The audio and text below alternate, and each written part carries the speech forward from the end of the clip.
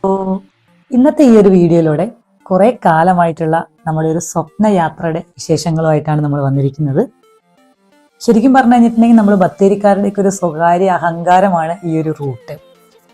Ride ചെയ്യാനും യാത്രയൊക്കെ ആഗ്രഹിക്കുന്ന ആളുകളൊക്കെ പോകണമെന്ന് ആഗ്രഹിച്ചത് അല്ലെങ്കിൽ മിസ് ചെയ്യാത്ത ഒരു റൂട്ട് കൂടിയാണിത്. നമ്മുടെ ബത്തേരിയിൽ നിന്ന് മുത്തങ്ങ വഴി ഗുണ്ടിൽപേട്ടയിലേക്കുള്ളൊരു വഴി. നമ്മളെ രണ്ടുപേരെയും സംബന്ധിച്ച് പറയുകയാണെന്നുണ്ടെങ്കിൽ പേഴ്സണലി ഒരുപാട് കണക്റ്റഡ് ആയിട്ടുള്ള ഒരു റൂട്ടാണിത്. അപ്പം ഞാനാണെങ്കിൽ എൻ്റെ ജോലിയൊക്കെ സ്റ്റാർട്ട് ചെയ്തത് ബാംഗ്ലൂരാണ്. സുധിയേട്ടനാണെങ്കിലും കുറേ വർഷങ്ങളായിട്ട് മൈസൂരാണ് ചെയ്തുകൊണ്ടിരുന്നത്. അപ്പം ആ സമയത്തൊക്കെ നമ്മൾ വീക്ക്ലി അല്ലെങ്കിൽ നാട്ടിലേക്ക് വരുന്ന സമയത്തൊക്കെ എപ്പോഴും അങ്ങോട്ടും ഇങ്ങോട്ടും പോയിക്കൊണ്ടിരുന്ന ഒരു റൂട്ടാണ്. ഞാൻ ആദ്യമായിട്ട് ബാംഗ്ലൂർ ജോലി കിട്ടി പോകുമ്പോഴാണ് ഈ വഴിയിലൂടെ പോകുന്നതും. അത് മാത്രമല്ല, നമ്മുടെ കല്യാണമൊക്കെ ഉറപ്പിച്ച് കഴിഞ്ഞിട്ട് ഞങ്ങൾ രണ്ടുപേരും നാട്ടിൽ വരുന്ന സമയത്ത് ഇടയ്ക്ക് നമ്മളിങ്ങനെ വണ്ടിയൊക്കെ എടുത്ത് പോകാറുള്ള ഒരു റൂട്ട് കൂടിയായിരുന്നു ഇത്.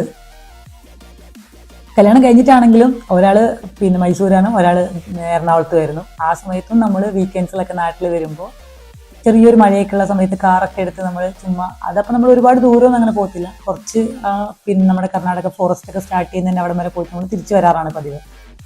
നമ്മളിങ്ങനെ പറയുന്ന പോലെ ചായ പിടിക്കാനൊക്കെ നമ്മൾ ഈവനിങ്ങിൽ വീക്കെൻഡ്സിലൊക്കെ പോയിക്കൊണ്ടിരുന്ന റൂട്ടാണ്. അതുകൊണ്ട് തന്നെ നമ്മൾ വണ്ടിയൊക്കെ ഓടിക്കാനൊക്കെ പഠിച്ചു കഴിയുമ്പോൾ എപ്പോഴെങ്കിലും ഈ റൂട്ടിൽ കൂടെ പോകണം എന്നുള്ളത് ഭയങ്കര ഒരു ആഗ്രഹമുള്ള കാര്യമായിരുന്നു.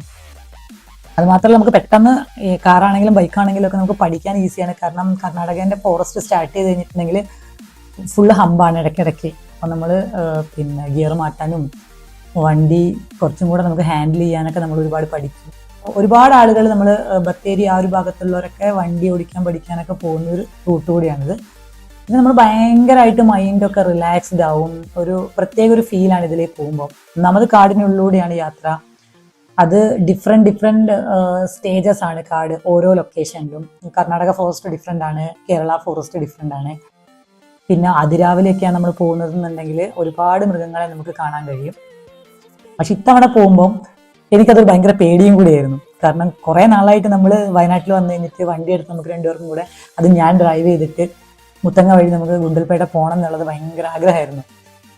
പക്ഷെ ഇത് അടുത്തെത്തി കഴിഞ്ഞപ്പം ഞാൻ രാത്രി കിടന്നിട്ട് ഉറങ്ങുന്നില്ല. കുറച്ച് ലേറ്റായിട്ട് പോയാൽ മതി. കാരണം ഞാൻ വണ്ടി ഓടിക്കുന്ന സമയത്ത് ഏതെങ്കിലും ഒരു ആന മുന്നിൽ പെട്ട് കഴിഞ്ഞിട്ടുണ്ടെങ്കിൽ ഞാൻ എന്ത് ചെയ്യും എന്നുള്ളത് എൻ്റെ മുന്നിൽ ഏറ്റവും വലിയ ചോദിച്ചിട്ടുണ്ടായിരുന്നു. കറക്റ്റ് അങ്ങനെ തന്നെ സംഭവിച്ചു. നിർഭാഗ്യവശാൽ നിങ്ങളെ കാണിക്കാൻ വേണ്ടിയിട്ട് ആ വിഷ്വൽസ് ഒക്കെ നമ്മുടെ കയ്യിൽ നിന്ന് മിസ്സായി പോയിരുന്നു. കാരണം പൊൻകുഴിയൊക്കെ കഴിഞ്ഞ് കുറച്ചങ്ങ് ചെന്നപ്പോഴത്തേക്കും ആന മുന്നിൽ വന്നു. വണ്ടി എൻ്റെ കയ്യിലായിരുന്നു. ഞാൻ പിന്നെ ഒരു വിധത്തിൽ ചാടി ഇറങ്ങി സുധിയേട്ടൻ്റെ അടുത്ത് വണ്ടി കൊടുത്തു. പിന്നെ കുറച്ച് പേര് നമ്മൾ ബാക്കോട്ടേക്ക് പോയി കഴിഞ്ഞിട്ട് പിന്നെ വെയിറ്റ് ചെയ്ത് ആന റോഡ് ക്രോസ് ചെയ്ത് പോയതിന് ശേഷമാണ് നമ്മൾ മുന്നോട്ടേക്ക് പോയത്. എനിക്കൊരു സന്തോഷമാണ്. പക്ഷേ ഇതിലെ വരുന്ന ആളുകളൊക്കെ ടൂ വീലറിലൊക്കെയാണ് വരുന്നതെങ്കിൽ എപ്പോഴും നമ്മൾ ശ്രദ്ധിക്കണം.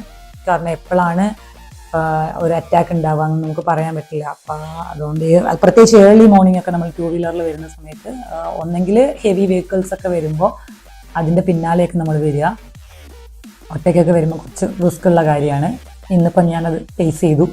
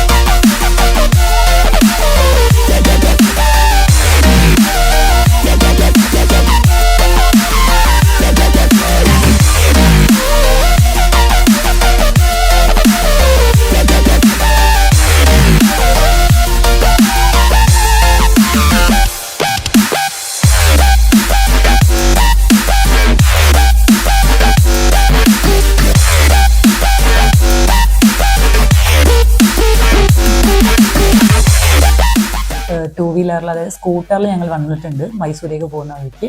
അത് പക്ഷേ കുറച്ച് ഹരിബരിയായിട്ട് നമ്മൾ രണ്ടുപേരും കൂടെ ഒരു ആവശ്യത്തിന് പോകുമായിരുന്നു. പക്ഷേ ഇത് ശരിക്കും അടിപൊളിയായിരുന്നു ഇന്നത്തെ ഈ ഒരു എക്സ്പീരിയൻസ്. തുടക്കത്തിൽ നമ്മൾ വണ്ടി എടുത്ത് കുറച്ച് നേരത്തേക്ക് ഡ്രൈവിങ്ങിൽ മാത്രം ശ്രദ്ധിച്ച് ചിലപ്പോൾ നമ്മുടെ ഭാഗത്ത് നിന്ന് കുറച്ച് മിസ്റ്റേക്സ് ഒക്കെ ഉണ്ടാവും. അപ്പം ചിലപ്പോൾ സുഖമായിട്ട് വഴക്ക് പറയും. അതൊക്കെ ആയിട്ട് അങ്ങനെ ഒരു സ്റ്റാർട്ടിങ് അങ്ങനെയായിരുന്നു. കുറച്ച് ദൂരം അങ്ങ് ചെന്ന് കഴിഞ്ഞപ്പം നമ്മൾ ഓട്ടോമാറ്റിക്കലി അത് എൻജോയ് ചെയ്ത് തുടങ്ങി, ഇഷ്ടപ്പെട്ട് ഓടിക്കാൻ തുടങ്ങി. പിന്നെ കാഴ്ചകളും ഡ്രൈവിങ്ങും ഒരേപോലെ എൻജോയ് ചെയ്ത് ഓടിക്കാൻ തുടങ്ങി. ശരിക്കും ഒരു ഡിഫറെൻ്റ് എക്സ്പീരിയൻസ് ആയിരുന്നു. ഗുണ്ടിൽപേട്ടയിലേക്ക് നമ്മൾ കാടൊക്കെ കടന്നു കഴിഞ്ഞിട്ടുള്ള റോഡൊക്കെ അത്യാവശ്യം നല്ല സ്പീഡിൽ ഓടിച്ചു. സുധിയേട്ടൻ എപ്പോഴും നമ്മൾ ടോപ്പ് ഗിയറിൽ നല്ല സ്പീഡിൽ പോകണം. സുധിയേട്ടൻ ഓടിക്കുന്ന പോലെ തന്നെ നമ്മൾ ഓടിക്കണം. അപ്പോൾ ചിലപ്പം ഞാനെപ്പോഴും എൻ്റെ ഒരു കൺട്രോളിൽ വണ്ടി വെച്ചിട്ട് പോകാൻ വേണ്ടിയിട്ട് ഒരു മീഡിയം സ്പീഡിലൊക്കെ പോകാനാണ് എനിക്ക് പേടിയാണ്. ശരിക്കും പറഞ്ഞു കഴിഞ്ഞാൽ പേടിയാണ്. പക്ഷെ അങ്ങോട്ട് പോകുന്ന സമയത്ത് കുറേ അങ്ങ് പോയി കഴിഞ്ഞപ്പോൾ നല്ല കോൺഫിഡൻസ് ആയി. ഞാൻ നല്ലോണം വണ്ടി ഓടിച്ചു. തിരിച്ചു വരുമ്പോഴാണെങ്കിലും അതിൻ്റെ അതേ കോൺഫിഡൻസിൽ കുറച്ച് നന്നായിട്ട് എൻജോയ് ചെയ്യാൻ പറ്റിയിട്ടുണ്ടായിരുന്നു. ശരിക്കും എപ്പോഴും ഇങ്ങനെ ഓടിക്കണം അല്ലെങ്കിൽ അങ്ങനെ ചെയ്യണം എന്നൊക്കെ സുധിയേട്ടൻ പറഞ്ഞു തരുന്നതിൻ്റെ ശരിയായ കാര്യം എന്താണെന്ന് ശരിക്കും ഗുണ്ടിൽപേട്ട എത്തുന്നത് വരെ കയ്യെന്ന് വണ്ടി പോയിട്ടുണ്ടായിരുന്നില്ല. പിന്നെ ഗിയറൊക്കെ ഷിഫ്റ്റ് ചെയ്ത് അത്യാവശ്യം സ്പീഡിലൊക്കെ ഓടിക്കാൻ പറ്റിയിട്ടുണ്ട്. ഇതിനൊക്കെ ഉപരിയായിട്ട് ഞാനത് മനസ്സിലാക്കിയത് എങ്ങനെയാണെന്ന് വെച്ചിട്ടുണ്ടെങ്കിൽ, നോർമലി ഞാൻ വണ്ടി ഡ്രൈവ് ചെയ്യുന്ന സമയത്ത് സുധിയേട്ടൻ ഫുൾ വിജിലൻ്റ് ആയിരിക്കും. നമ്മളെ ക്രോസ് ചെയ്ത് പോകുന്ന വണ്ടികൾ, ഓവർടേക്ക് ചെയ്യുന്ന വണ്ടികൾ, ഞാൻ ഗിയർ ഡൗൺ ചെയ്യുന്നത്, സ്പീഡ് കൂട്ടുന്നത്, അതുപോലെ തന്നെ മീറ്ററൊക്കെ നോക്കിക്കൊണ്ടിരിക്കും. സ്പീഡ് കൂട്ട്, ഗിയർ മാറ്റ്, അങ്ങോട്ടേക്ക് ഇട്, ഇങ്ങനെ ചെയ്യ് അങ്ങനെ ചെയ്യ് എന്നൊക്കെ പറഞ്ഞിട്ട് ചിലപ്പോൾ വഴക്ക് പറയും. ഫുൾ വിജിലൻ്റ് ആയിട്ടായിരിക്കും ആളിരിക്കുക. ഇടയ്ക്കിടയ്ക്ക് ഇങ്ങനെ സെക്കൻഡ് ഇൻസ്ട്രക്ഷൻസ് ഒക്കെ തരുന്നുണ്ടാവും. പക്ഷെ ഇത് ഞാൻ ഒരു മുത്തങ്ങയൊക്കെ കഴിഞ്ഞ് വണ്ടി കുറേയും കൂടിയൊക്കെ മുന്നോട്ട് പോയി കഴിഞ്ഞപ്പം ഞങ്ങൾക്ക് ആൾ ഭയങ്കര കംഫർട്ടബിളായി. എന്നെക്കാട്ടിയും കംഫർട്ടബിളായി, ഭയങ്കര കോൺഫിഡൻ്റ് ആയി. ആൾ എന്നെ കെട്ടിപ്പിടിച്ച് കുറച്ച് നേരം ബാക്കിലിങ്ങനെ ഭയങ്കര കംഫർട്ടബിളായിട്ട് നമ്മൾ ഇരിക്കുമല്ലോ. ഞാനിപ്പം സുധിയേട്ടൻ്റെ ബൈക്കിന് പുറകിൽ ഇരുന്ന് പോകുമ്പം അനുഭവിക്കുന്ന ആ ഒരു കംഫർട്ട് സുധിയേട്ടൻ എൻ്റെ ബാക്കിലിരുന്നപ്പം എനിക്ക് ഫീൽ ചെയ്തു. അതാണ് എനിക്ക് കിട്ടിയ ഏറ്റവും വലിയ, ഞാൻ കോൺഫിഡൻ്റ് ആയിട്ട് ഡ്രൈവ് ചെയ്യാൻ കേപ്പബിൾ ആയി എന്ന് ഞാൻ മനസ്സിലാക്കിയ മൊമെൻ്റ് അതായിരുന്നു. എൻ്റെ ഡ്രൈവിങ് അത്യാവശ്യം ഇമ്പ്രൂവ് ആയെന്ന് ഞാൻ പറഞ്ഞല്ലോ. ഞാനതിനെ റേറ്റ് ചെയ്ത് എങ്ങനെയാണെന്ന് വെച്ച് കഴിഞ്ഞിട്ടുണ്ടെങ്കിൽ, അതായത് ഞാൻ വീട്ടിൽ നിന്ന് വണ്ടി എടുത്തപ്പോൾ തൊട്ട് ഇവിടെയുള്ള ഇന്നത്തെ യാത്രയുടെ വിശേഷങ്ങൾ, കൂടുതൽ വ്യത്യസ്തമായ വിശേഷങ്ങളുമായി നമുക്ക് അടുത്തൊരു വീഡിയോയിൽ കാണാം. ബൈ.